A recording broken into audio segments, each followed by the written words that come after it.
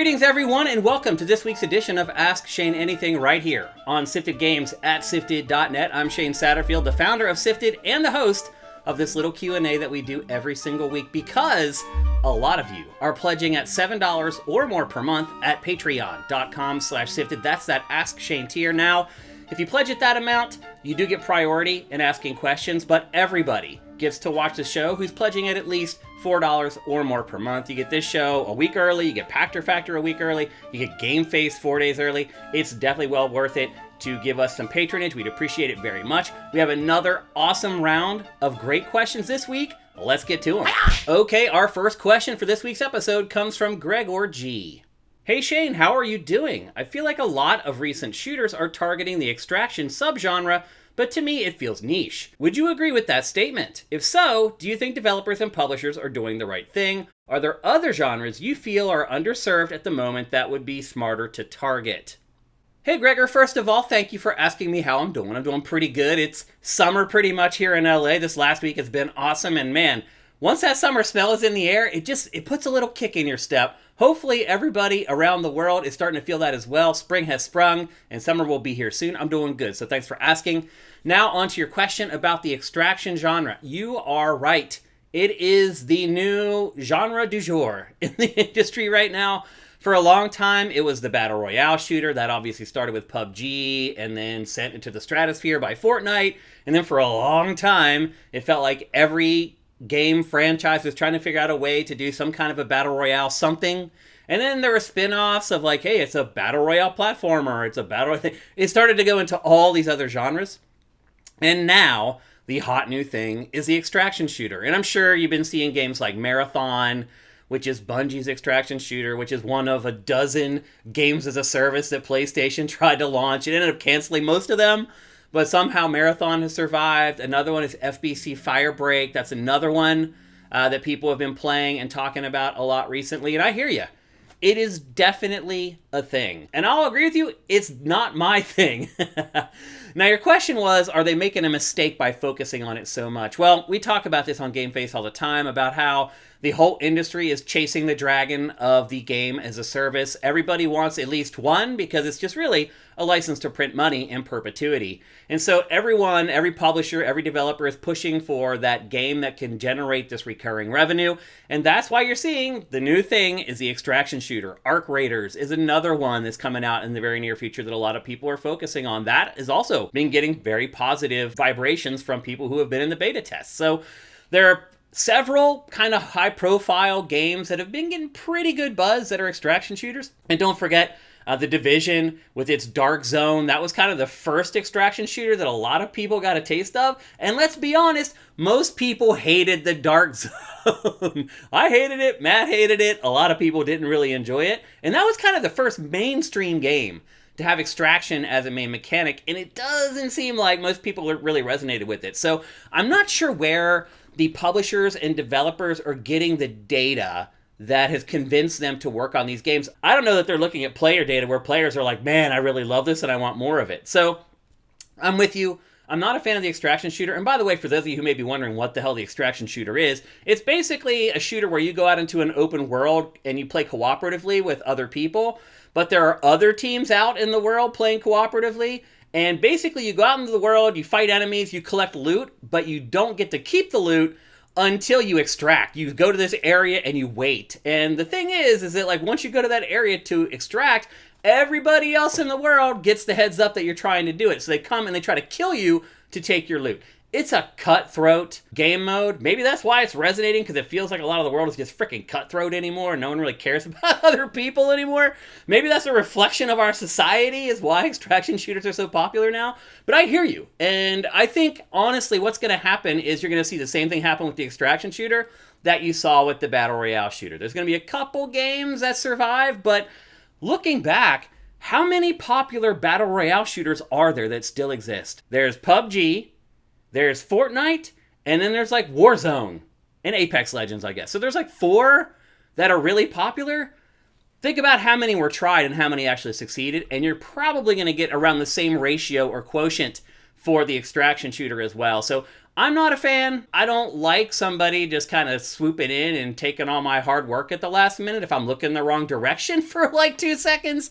That's what extraction shooters mean to me. Look, it's high risk, high reward. Some people kind of like that in their lives, and they kind of like that in their video games. Personally, I do not. Now, as far as other genres that are underserved, and well, here's the thing. I don't think this genre is underserved, but I do think it's far more viable, and it's far more likely if you make a game in this genre that it's going to do well, and that is the free-to-play action RPG. Games like Zenless Zone Zero, Honkai Star Rail, these big, massive action RPGs that, in all honesty, are pretty much just as good as a lot of the action RPGs that other publishers are asking you to pay $70 for. These free-to-play action RPGs are just like money in the bank. Even ones that aren't necessarily an action RPG, just free-to-play action games seem to be huge and unstoppable at this point. So if I were a developer or a publisher right now and I'm looking for a way to create a game that I would be most confident would generate money, it would be a free-to-play action RPG. Action RPGs are already popular. People are willing to pay $70, $80 for the best games in that genre.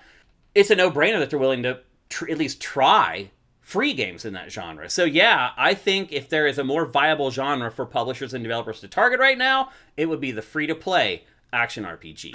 Okay, next up we have a question from Kevin. Grand Theft Auto sells a lot of units, but it's not a game for everyone. Are developers right in fearing Grand Theft Auto 6? Should they really avoid releasing their game around the same time? Well, Kevin, here's the thing. So you say Grand Theft Auto is not for everyone. That's true. There is nothing in the world that is for everyone. Nothing.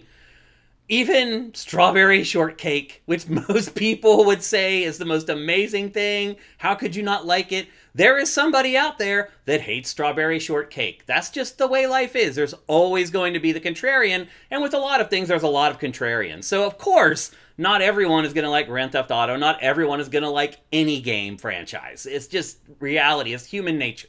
So let's get that out of the way first. Now let's talk about how many people do like Grand Theft Auto instead of the people that don't. And it's not everybody, but it's close, Kevin. It's close. It's been real interesting watching a certain segment of people trying to like pee all over everyone else's parade. I don't like it. I don't care. It looks pretty, but I don't care about the rest of it.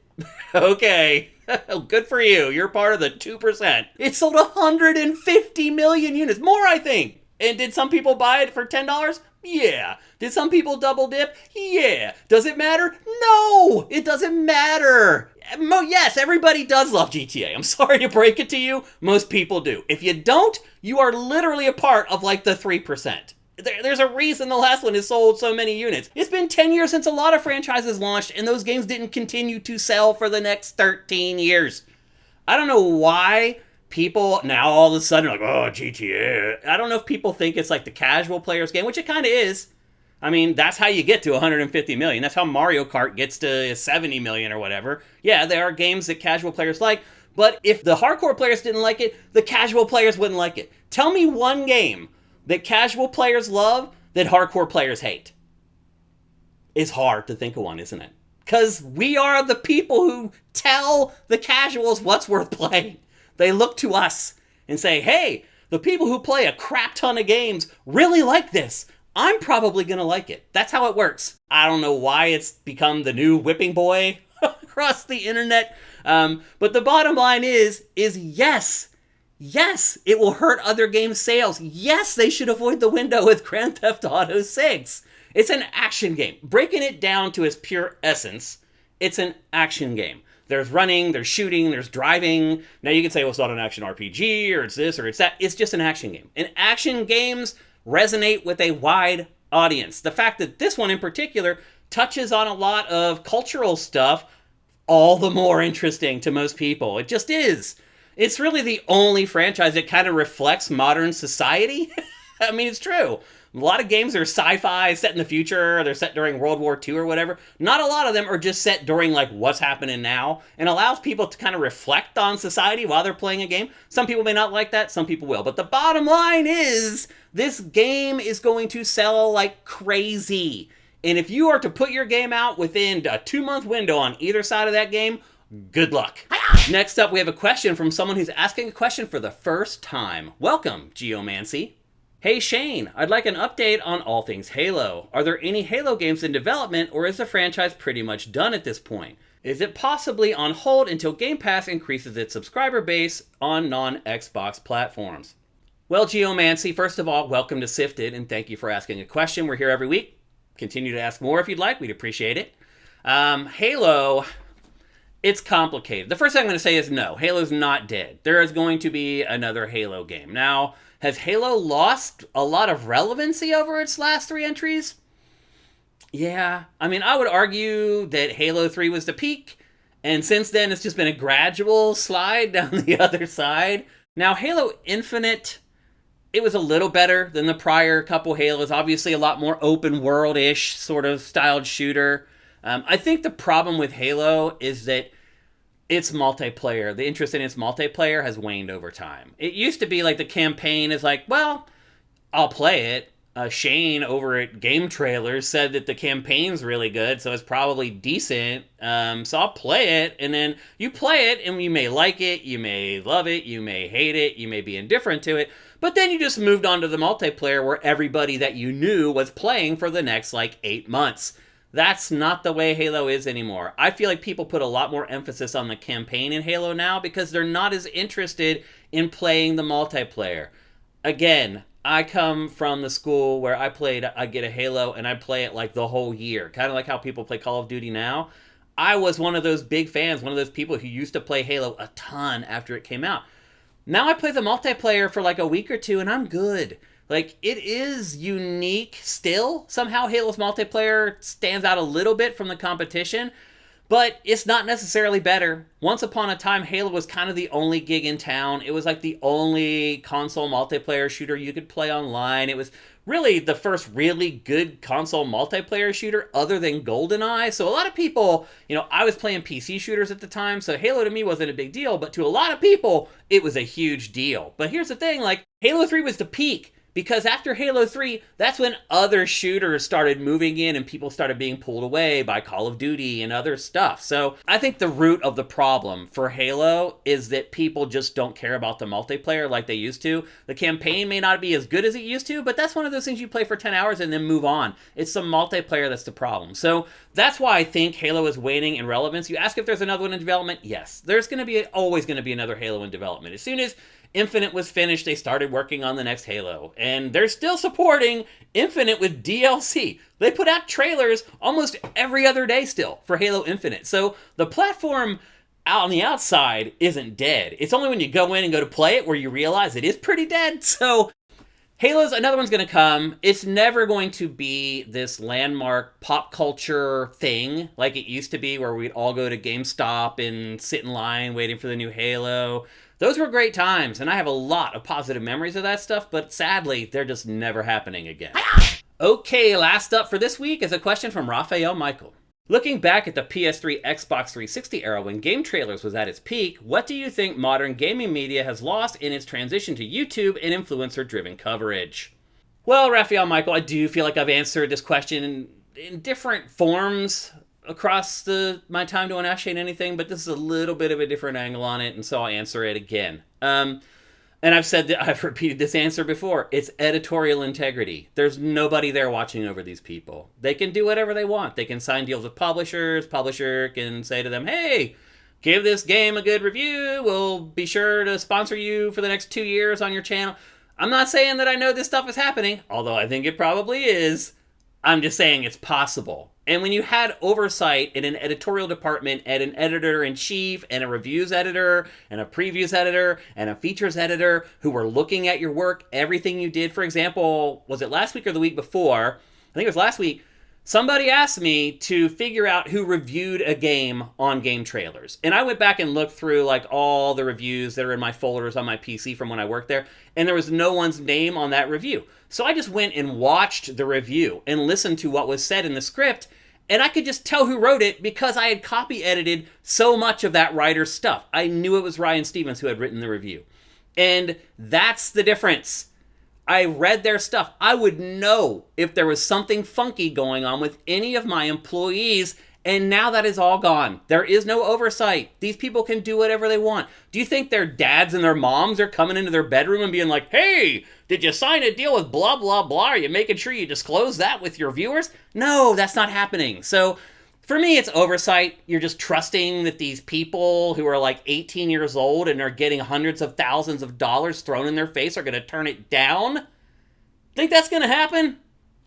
I don't know. I think if you do, I think you're pretty gullible. So I think that's the biggest difference. There's no oversight. There's no checks and balances. There's nobody watching over these people. And they can just do whatever the hell they want. And nobody will ever know. And the other part of this is that the new audience trusts those people. Those people would not exist if there weren't hundreds of thousands of people lining up to hear what they have to say about video games. I'm not speaking to the people watching this show, because you guys are probably all older, around my age, maybe a little bit younger than me. But it's like the younger people, they do not respect experience and knowledge. They will take the person that cracks a joke about some stupid anime that they like, and maybe has started playing games 3 years ago. They'll take the opinion of that person over the opinion of someone like me who's been reviewing games for like 30 some years. That's just the way it is. They place a priority in entertainment instead of accurate, reliable information. Most people out there right now on YouTube, let's say, would trust some 19-year-old kid who literally wasn't even alive when the GameCube came out or when the N64 came out. But I guarantee you, if you did a poll of most of the people on YouTube that watch video game coverage, they will say that they will trust that 19-year-old who wasn't even alive when it happened. It has to go and read stuff that I wrote about it because I was there. They will trust that 19-year-old before they trust me, the person who lived it and was there. That's the way it is. For whatever reason, they've decided, like, I don't care about knowledge and experience anymore. Those people are boomers. They don't know what they're talking about. They're lost. They don't understand technology, whatever. And there's nothing that can be done about it. Somebody like me will never break into their algorithm because their entire algorithm is just feeding them more 19-year-olds who don't know jack shit. All right, that's going to do it for this week's edition of Ask Shane Anything. As always, a huge thanks to anyone who is pledging anything at patreon.com/SIFTD. Now, this show happens because a lot of people are pledging at $7 or more per month, but you don't have to pledge that much to watch the show. For just $4 a month, you get all our content day and date, and we'd appreciate it very much. So have yourself an awesome week filled with awesome games. We'll see you next time.